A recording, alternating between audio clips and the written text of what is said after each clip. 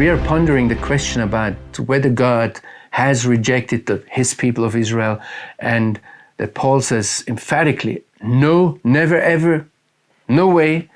And he gives now reasons for that. And I said it's 3 reasons. The one was that he himself said, I'm an Israelite. The second was scriptural reason that God says, no, there are 7,000 in Israel who are faithful, and Paul says it is the same in our time. And last time then I emphasized that all of God's dealing with Israel is grace. And this is not rejected by our Christian emphasis on yes, but they have to. And they must. Now the third reason that Paul is given, and that is the foundation of his absolute certainty that God has not rejected his chosen people, is a mystery. It is a theological, how shall I say, it is something that is very difficult to understand. And we will approach now in this sequence of video series this mystery. Maybe I just read to you what is written in Romans 11. Paul writes, what then? What Israel was seeking, it failed to obtain. The elect, however, obtained it, but the rest were hardened. As it is written, the one true God has given them a spirit of deep sleep, eyes to non-seeing, and ears for not hearing, down to this very day. Please check what I'm translating for you. I know it sounds a little bit non-English. Maybe I'm trying to keep here very closely to the original Greek text. Now Paul says or writes, and David says, let their table become a snare and a trap, a stumbling block and a retribution for them. Let their eyes be darkened so they cannot see, and bend their backs forever.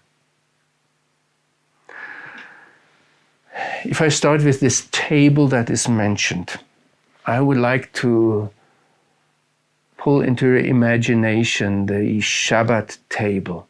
If we're approaching Shabbat here, every family gathers around this table, and it's very, very difficult to explain the Shabbat table to the people to non-Israelites, to non-Jews.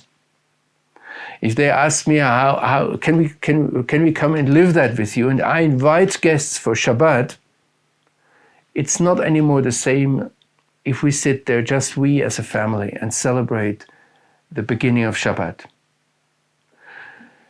I sometimes tell people, imagine Christmas Eve. And if you're German, or if you come from a European background and Christmas starts with Christmas Eve, it's something very, very special. And you're being together as a family. It's this cozy, homely atmosphere, and it is filled with a spiritual message. And just take all the non so spiritual things out, the commercialism or whatever, and then you have a taste of Shabbat. And we have that once a year. The Jewish people has it every evening. It is something very intimate. Or if I could take you back when God calls Abram with this first command and tells him, Lech lecha, come, go with me. I tried to explain to you at that time when we looked at Abraham, I tried to explain to you that it is a call like a bridegroom calls a bride. Something very intimate. Something where if my children are going to marry and I want to know everything and I want to be there in their wedding room or whatever, in their bedroom, see what, I will destroy it. And I have to know that I have to step back as father-in-law and let them be a couple. We have to understand this. I have here another example I want to just remind you of, and that is Joseph, the son of Jacob. He is an image, a prophetic image of Messiah.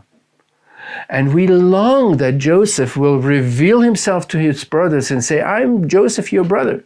We want Jesus, Yeshua, tell his Jewish people, I am Yeshua, your brother. But you know what Joseph did before he revealed himself to his brothers? He sent all his confidants, all the people who helped him, he sent them all out. And there is something very, very intimate, a very intimate sphere between God and Israel that we cannot enter or see or understand without destroying it. We have to see this as Gentile believers, and we have to accept it. We will never enter it. And what Paul is doing here in chapter 11, he is opening us a gap, a little, to give us a glimpse of this intimate sphere. We have to understand that, so we have to go very careful into that. It is something, whenever I teach it, whenever I touch it, I'm in a way trembling because I know, think of the young couple. You can wish them happiness, but if you want to see everything, what they're doing, you will destroy it. It will not be the same. You cannot perform that. And there is something in the intimate sphere between the God of Israel and the people of Israel that we will never understand and never see and never be able to describe from the outside. We have to accept that.